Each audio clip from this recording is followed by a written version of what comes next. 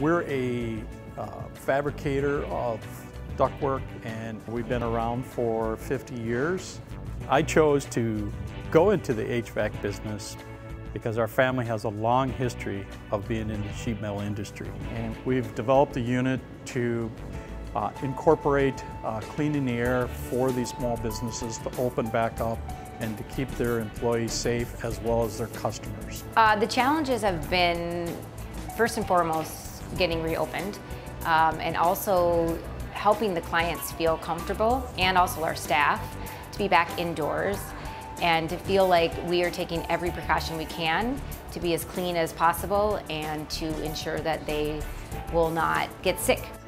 This is the unit that will clean the air for the studio of harmful contaminants as well as mold spores, pollen, and viruses. This unit has 3 levels of protections. Level 1 is we have a HEPA unit, and it has a 99.97% ability to clean the air. The other items are bipolar ionization as well as UVC emitter. The UVC is 99.99% effective.